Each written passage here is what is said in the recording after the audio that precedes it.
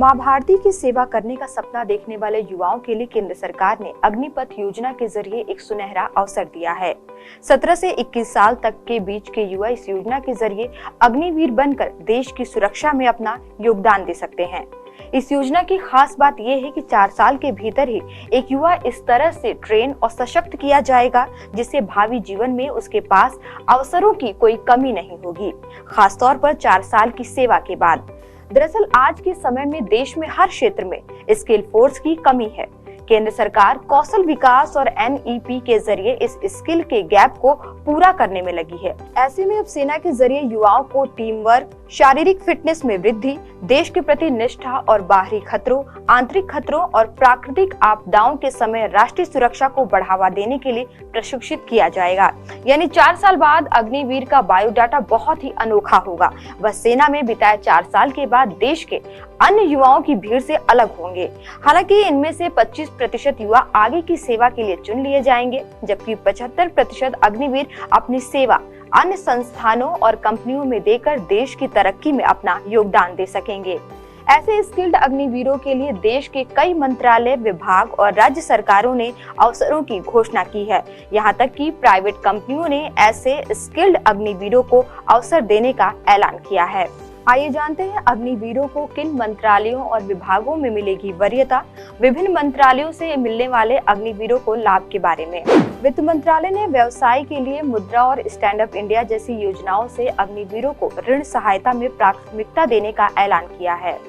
दूरसंचार विभाग के तहत optical fibre maintenance, fibre to home customer interface आदि के क्षेत्रों में रोजगार के अवसर मिलेंगे। साथ ही दूरसंचार क्षेत्र में अग्निवीरों के उपयोग के तरीकों पर सभी TSP यानी एयरटेल, BSNL, रिलायंस, जियो और वोडाफोन आइडिया के प्रतिनिधियों के साथ चर्चा की गई है।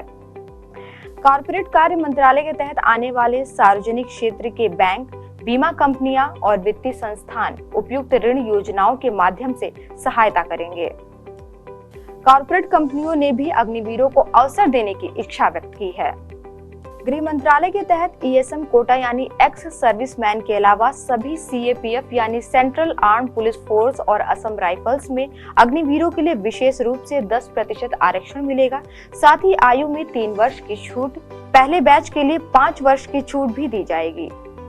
रक्षा मंत्रालय ने भी ESM कोटा के अलावा तटरक्षक बल, डिफेंस सिविलियंस और 16 DPSU में 10% आरक्षण देने का ऐलान किया है और इसके लिए पहले अग्निवीर बैच के लिए आयु में 2 वर्ष की छूट निर्धारित की गई है। कौशल विकास और उद्यमशीलता मंत्रालय और शिक्षा मंत्रालय उन्हें इंडस्ट्री से जोड़ने के लिए ब्रिजिंग कोर्स की व्यवस्था करेंगे।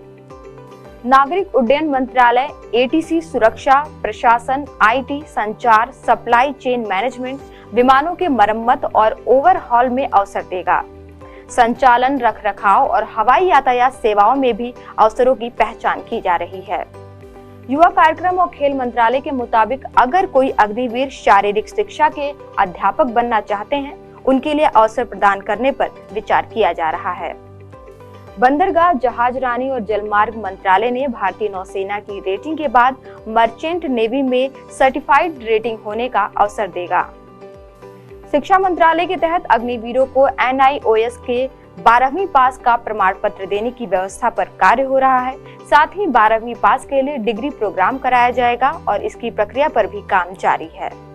वहीं राज्य सरकारों में UP सरकार, मध्य प्रदेश सरकार, उत्तराखंड, मणिपुर समेत कई राज्यों ने सरकारी नौकरियों में प्राथमिकता देने का ऐलान किया है। यानी साफ है कि अब भले ही सेना से 4 साल के बाद युवा रिटायर हो जाएंगे, लेकिन वहां से मिले स्किल के आधार पर उनके सामने ढेरों अवसर खुले रहेंगे। आज के वीडियो में इतना ही। देखते रहिए PBNS।